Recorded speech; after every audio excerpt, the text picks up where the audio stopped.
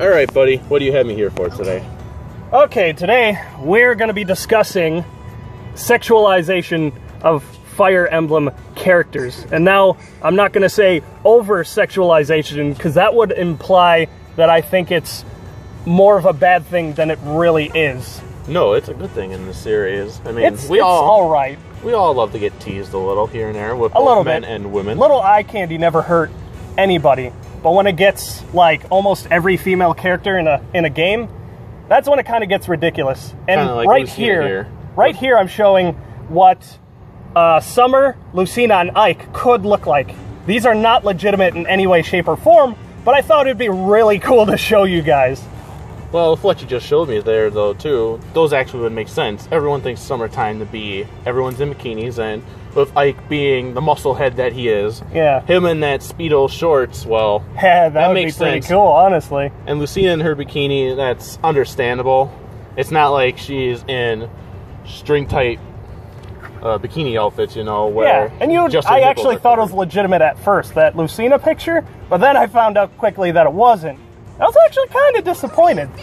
But anyway, this team that I'm using right here, this is the team that you guys actually voted for in one of my previous videos where I had you guys suggest characters for my empty team, which is actually kind of neat, and it follows the suit of this video that they're all females, and you're going to see me like grinding for a little bit of levels and stuff, and then once they all get to level 40, you're going to see me doing some arena battles. So that's just going to be the gameplay and the background of our discussion here. All right, so I believe you wanted to start off with the sexualization of the Fire Emblem characters. Well, one of the main topics that you wanted to bring up with me was about, of course, the children. Oh yeah, starting off with a bang. We've got Nyx, Naui, and Sanaki, and I'll be showing pictures of them shortly. But these are all characters that were confirmed in the game that their bodies, their physical bodies, are technically children. Now in the case of Nyx here, as you can see, and she's got the classic dark mage garb, and Naui here with her little lolly suit going on. Ravioli, ravioli, don't lewd the dragon lolly. Then you have Sanaki, high and proper, as the Empress of Benyon. Now, Sanaki is a legitimate child. Her age is that of someone who's not an adult yet. However, Nyx and Naui, they are explained to be actually much older than they really are, with Nyx being cursed and Naui being like an eternal dragon. And yet that somehow makes it okay to kind of ogle them a bit. Which, honestly, I think Naui is the only character in the Fire Emblem game that kind of weirds me out a bit. Just because she has the body of maybe a 11 or 12-year-old, but they even explain it that she's over 1,000 years old, and that she's capable of having children. Yeah, and she's got like the personality of a small child too, which is really off-putting. If you ever seen some of the support conversations, even with her, like with her and Stall, she always wants to play. And as a 1,000-year-old dragon, even though your lifespan that far exceeds that of an average human, you should act your age, not a little bit, And then you compare those two characters to Sanaki, and she is like completely and utterly covered in clothes. There's no skin. Here, and then now you have Mist. These are like the proper children in the stories. Not necessarily children, but these are more conservatively clothed female characters, like Faye. And then, like, Leith shows a good bit of skin, but this is to be expected due to the, because she's from Gallia, and in Natalia's series, Gallia is kind of represented to be almost like a Florida. It's hot. Florida. It's hot and humid down there. And they're a beast tribe. They essentially transform into animals. You don't exactly need clothing for that. Thank God they're not animals or anything where they rip off their clothing. And Mist, oddly enough, is kind of a very stereotypical, like, housewife. She loves doing chores. She loves, like, doing laundry, washing dishes, all the little stuff. So her design choice suits her, at least. Yeah, a bit. Even when she does become a cleric and gets in the battle, yeah, her low defense and all that represents it. Yeah, and Faye's character model is that of just like the common peasant, essentially. She's a villager. Yeah. So you wouldn't expect them to essentially be dressed like Olivia here. And now we've got some of the biggest offenders of sexualization, Charlotte and Camilla, which, emphasis on their thongs. Go ahead and ogle if you like. I will not judge, because holy shit, an armored thong. And then Charlotte is also a close combat melee unit. She's most likely a berserker, but holy moly. How the hell do you protect yourself against enemy blows? Like, that's mind-blowing. Just like a paper-thin thong. Like, she's got maybe some pauldrons and shit, but like, as far as body armor, there's nothing there. And I guess technically that works out in favor of movement, but still. If you get hit, you're done. Yeah. In the real world, and if an axe comes at you and it slices through your shoulder, it's not going to stop there and just give you ow. And here we got some generally sexualized characters from the Awakening series. Tiki and Olivia. Yeah, but Olivia is probably the most contradicting. Yes, because of her personality. She is so completely and utterly shy, and she hates it when people look at her, and yet this is how she chooses to dress? It doesn't make any sense. The way she explains it, she does it for her audience, even though she has a dislike for it. Oh yeah, I suppose you're right. But still, it kind of contradicts it. Yeah. And with adult Tiki, she still had that outfit as a child, but she just kind of grew into it. Well, she grew out of it, and she still chooses to wear it. Well, you can kind of tell from her chest. They're about to explode out of that fucking thing. It's the Fire Emblem universe, man. Your clothes, they stay with you. Yeah. And the bottom of her, like, tunic is shorter than the shortest skirt I've ever seen. It's almost like Lynn, where everyone was hoping that a gust of wind would flap it over and you would see man. Yeah. Oh, yeah, even like a small breeze or even a fart would show you exactly what she's going on down there. Oh, jeez. But then again, it was also a design choice to have Tiki like that. They didn't want to give her a new outfit, so to say. Even though it is a little short on her, it also represents Tiki's personality in a sense. It's essentially the Awakening series that started the whole, sexualization and the waifu. And being able being able to marry and have children. But the reason for this was, and you could take this away. The reason that there's marriage and children in those games was because Awakening was supposed to be the final Fire Emblem game if it did not sell. So and they didn't expect it to sell. They didn't expect it to sell as well as it did. So they took everything that they thought would make the game great, including the My Unit character, the marriage, the children. And the marriage, the children, the My Unit just grabbed everybody, and everybody loved it because you could really attach yourself to any characters out there. And this carries into the Fate series, because Awakening actually did manage to become very popular. They took everything that was in Awakening and essentially made it like 5 times more, which is why you see a bit more fan service, because since Awakening sold so well, they did a lot more of what they did in Awakening in Fates. Hence, you could see more of the sexualization of men and women in Fates. Kind of like in the past. Like, we just saw Odin and his daughter, Ophelia, in there.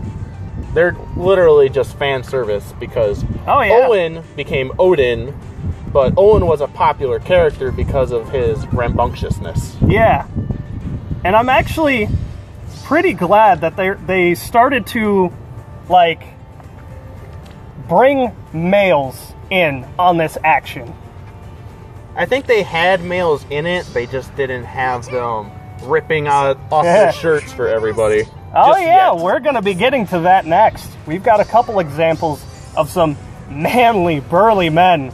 So, you ladies out there, we didn't leave you out. We put some of these sexy males in here, essentially putting on a show. However, one thing they have never done in Fire Emblem yet is show off males as much as they've shown off females, like that Olivia picture I showed earlier in the video, where she essentially has battle damage, and there's really nice attention to detail, because if you look closely, and I know you already have, her clothing was cut in such a way that her bra is going to be falling off, and you can see her holding her bra up because all she's got left are those cups. That tasteful fan art. Oh yeah, very tasteful. She's essentially putting it on display. Most of Fire Emblem Heroes, a lot of the ladies' artwork gets like that. Oh yeah, they certainly do some lewd. They took some liberties with the battle damage, that's for sure. Hey, that's why I like to get some of my units hurt, just so I can see that. Hey, they got to drum up some revenue some way. And here, we've got Raven and Largo. Look at these sexy beasts. And the picture's a little bit blurry on this one, but it was one of the best ones I could find. But that is a pretty good, representation of some of the male sexualization, essentially. And certainly, me and Stefan here, StefanSoan, if I haven't already mentioned his username, you've seen him in the comments, etc. You've mentioned me, too. Yeah, a couple times. But we definitely do not look like those guys. Let's be honest here, though. We don't mind that either. Yeah. It's not... Well, it's not that we're gay or anything, yeah. but and it's not like we're admire upset. it. Yes. We admire the way they look. And it's not like we're upset that we're supposed to look like that. Because I guess in this day and age, everybody's kind of used to all these extremely gorgeous models, male or female, being put on display and essentially being the standard of beauty.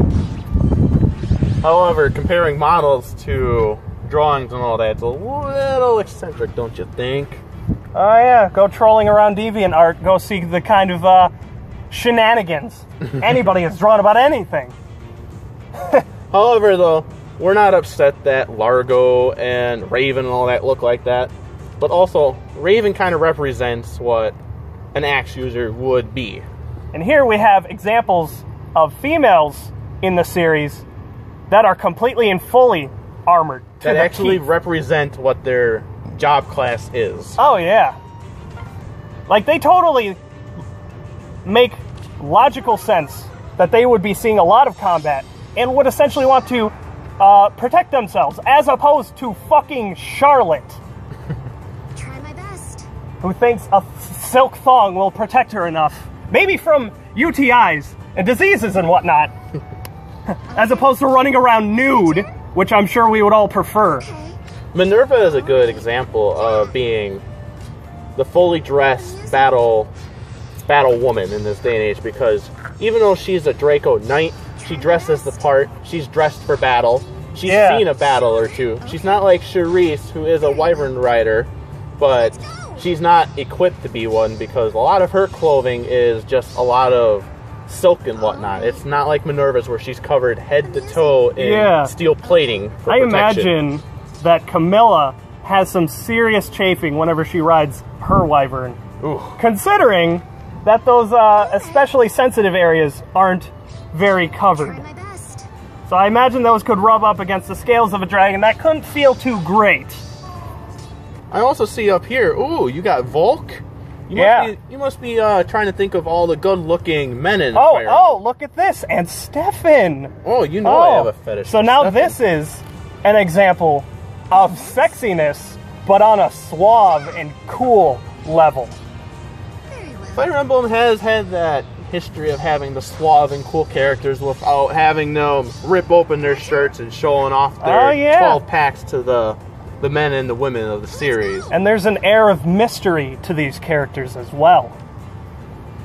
Well, first, when you meet Volk, you meet him as just the simple thief, where he charges you for everything. From picking a lock to eating at the dinner table with you. Oh man, he bled Ike dry, and he didn't even have a good handle on the finances anyway. And then you have Stefan, who just comes out of the desert, pops up. Just out of nowhere. Just depending on who you have him talk with. He'll just toss you a sword and be like, here, have fun, and disappear forever. Yeah. Or if you have a Lagoose talk to him, he just goes, oh, I'm intrigued. Let's talk after this battle. You have to put a specific character on a specific square on one of the shittiest maps. Well, not shittiest, but like difficult maps. Because it's fucking a desert, and it's really difficult to move your units around, except for like the Lagoos and the mages. So the fact that it's so difficult and kind of a secret to get Stefan in the first place, in addition to his character model, just adds to the coolness of the character, just because he's so exclusive. My turn? And I see you up and coming here. You have Azura and Kagero. And they are also, I guess, offenders of the sexualization in the modern Fire Emblem games. I guess offenders isn't like the right word. Offenders isn't really the right word. More of exaggerators, because Yeah. Azura is a dancer, or a songstress, as you want to put it. Yeah. And then there's Kagero, who is the bustiest ninja I've seen. Which is not practical. How do you get around with those things? Because I know of women with large breasts that complain about exercising and essentially knocking themselves out if they try to go for a jog. How do you, like, move incredibly swiftly, jump, and, man, that must be one hell of a sports bra underneath that. It's Fire Emblem. They're all fit as fuck. We all know this. Oh, yeah. Oh, man. Almost like that DLC in Awakening and Fates with the beach themes, remember? Oh, yeah. At the very end, I'm going to show you about 10 seconds of the Fire Emblem Awakening DLC, which is probably the most fan-servicey DLC. Well, not the most, but it's one of them. And going back to that Azura picture, if you notice in Fire Emblem Heroes, if you have the character, every picture of her shows off part of her thong, if you didn't notice. I certainly noticed. I wouldn't know. I haven't gotten lucky enough to get her. Yeah, I don't even have her, and I've noticed, just by looking at her character models and searching for a decent picture of her to put into this video. Uh-huh. Just for the video. Yeah, just the video. Okay. Shush. No. Well, is that what you wanted me for today? You wanted to talk about some of the sexualization and whatnot? Essentially, of all my friends, you're probably one of the most intelligent, so you're more suitable for this kind of discussion and essentially intellectual conversation. Well, I think we touched the topic just a little bit, but if you want us to talk more in depth about it, we'd have to make another video on the matter. Oh, possibly. I thought we hit it pretty good. There were plenty of points that we could have easily went into more detail about. Like, yeah, I suppose we could go into, like, dive even more in depth and study like these pictures. Like historical accuracy and whatnot. Or even closer. Oh, yeah. And just really zoom in on the details. Oh, yes. Why didn't you zoom in on Crom's ass? My God. Oh, I might do that. Got the booty. I'm actually quite...